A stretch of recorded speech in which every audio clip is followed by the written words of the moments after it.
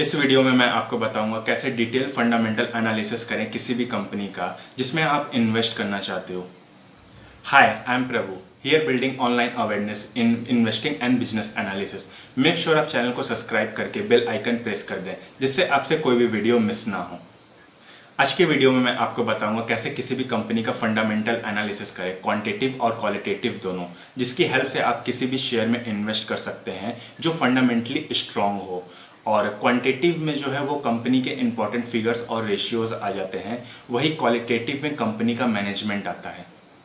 और ये सारी चीज़ें मैं आपको एक सिंपल सा एग्जांपल लेकर बताऊंगा जिससे आपको समझ में आ जाएगा कि फंडामेंटल एनालिसिस कैसे करते हैं, चाहे आप कॉमर्स बैकग्राउंड से बिलोंग करते हो या ना करते हो। और लास्ट में मैं आपको कुछ ऐसे वेबसाइट्स बताऊंगा जहां से आप सारे इन्फॉर्मेशंस को है वो कलेक्ट कर सकते हो। तो जानने के लिए वीडियो को लास्ट तक देखते रहिए। सपोज करो आपको एक रियल एस्टेट लेना है, तो सबसे पहले आप क्या डिसाइड करोगे, फ्लैट लें, प्लॉट लें या हाउस लें। वैसे ही आप डिसाइड करो कि आपको किस इंडस्ट्री के कंपनी में इन्वेस्ट करना है। डिसाइड करने के बाद आप ये देखोगे कि वो रियल एस्टेट का प्लॉट या फ्लैट कहाँ पर है, मोर डिमांडेड प्लेस पे है या लेस डिमांडेड प्लेस पे, क्योंकि जितना डिमांड उसका होगा उतना उसका प्राइस फ्यूचर में इंक्रीज करेगा। वैसे ही आप कंपनी में देखो कि कंपनी जो भी प्रोडक्ट्स बेच रही है वो सही है या नहीं है, और कंपनी का सेल्स ग्रो कर रहा है कि नहीं कर रहा है, प्रॉफिट ग्रो कर रहा है कि नहीं कर रहा है। क्योंकि ऐसे कंपनी में इन्वेस्ट करना एक अच्छा डील नहीं है जिसके आप प्रॉफिट और सेल्स ग्रो नहीं कर रहा हो। दूसरा जो आपका सवाल होगा उस रियल एस्टेट प्लॉट या फ्लैट को लेकर वो ये होगा कि उसका साइज क्या है, वो कितना बड़ा है, और वो जानने के लिए आप क्या करोगे, उसे मेजर करोगे।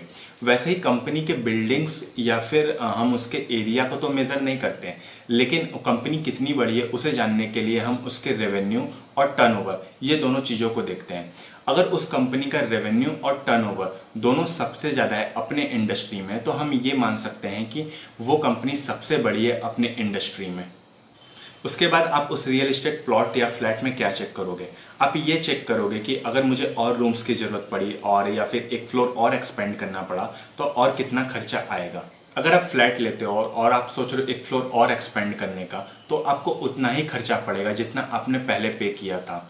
और आप प्लॉट लेते हो और उसे एक्सपेंड करने की सोच रहे हो तो आपको 20 से 25% का खर्च पड़ेगा टोटल प्लॉट प्राइस का जो आपने पहले पे किया था। वैसे ही आप कंपनी में ऑपरेटिंग लीवरेज देखो। ऑपरेटिंग लीवरेज हमें यह बताता है कि किसी भी कंपनी को नया प्रोडक्ट या सर्विसेज बनाना होगा तो उसको और कितना खर्चा पड़ेगा। जैसे फेसबुक या जीमेल पे कोई नई आईडी बने तो ऐसा नहीं है कि गूगल या फेसबुक को एक नया सर्वर पूरा बिल्ड करना पड़ता है। तो ऑपरेटिंग लीवरेज किसी भी बिजनेस में जितना कम होता है उतना अच्छा होता है। अब आपको पता चल गया कि प्लॉट को एक्सपेंड करने का कितना खर्चा है, तो उसके बाद आप ये देखो कि उसका रेगुलर मेंटेनेंस का खर्चा कितना है, क्योंकि वो आपको पे करना पड़ेगा चाहे आप उस घर में रहो या ना रहो। वैसे ही आप कंपनी में देखो कि उसका रेगुलर खर्च कितना है और प्रॉफिट में से खर्च माइनस करने के बाद नेट प्रॉफिट कितना बच रहा है, क्योंकि ऐसा तो कहीं नहीं कि कंपनी जितना अर्न कर रही है उसका मैक्सिमम खर्च हो जा रहा है। और सब कुछ देखने के बाद आप ये पूछोगे ये तो बताओ उस प्लॉट का प्राइस कितना है। मैं 60 लाख का प्लॉट 1 करोड़ में थोड़ी ना ले लूंगा। वैसे ही आप कंपनी में शेयर प्राइस देखो, कहीं ऐसा तो नहीं कंपनी का शेयर प्राइस ओवर वैल्यूड है।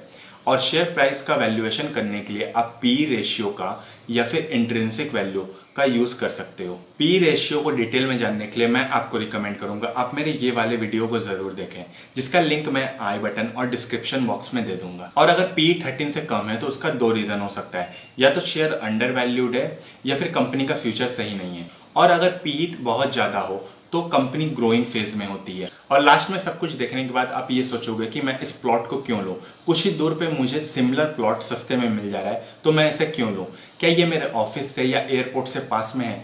वैसे ही आप कंपनी में फाइंड करो कि उसका कंपिटिटिव एडवांटेज क्या है, वो किस पॉइंट पे अपने कंपटीटर से बेहतर है। जब आपको सारी चीजें पता चल गई तो आपने कंपनी का क्वांटिटेटिव फंडामेंटल एनालिसिस कर लिया। अब आपको क्वालिटेटिव फंडामेंटल एनालिसिस करना है। किसी भी प्लॉट का डील करने से पहले आप ये जरूर जानना चाहोगे वो इंसान ऑनेस्ट है कि नहीं। कहीं ऐसा तो नहीं मैं एडवांस देकर कोर्ट गया स्टैम्प पेपर प्रोसेस कंप्लीट करने के लिए और वो रास्ते में से ही गायब हो गया, कोर्ट आया ही नहीं प्रोसेस कंप्लीट करने के लिए। वैसे ही आप देखो कंपनी का मैनेजमेंट ऑनेस्ट है कि नहीं। और इसे सिंपली जानने के लिए आप कंपनी के CEO, MD और बोर्ड ऑफ डायरेक्टर का नाम गूगल पे सर्च करो और देखो उन पे कोई भी केसेस या लीगल डिस्प्यूट्स ना हो। सब कुछ सही रहा तो आप क्या चेक करते हो? प्लॉट के पेपर्स। कहीं ऐसा तो नहीं कि उस प्लॉट पे लोन है या फिर मुझे बताया कुछ और जा रहा है और एक्चुअल में कुछ और है।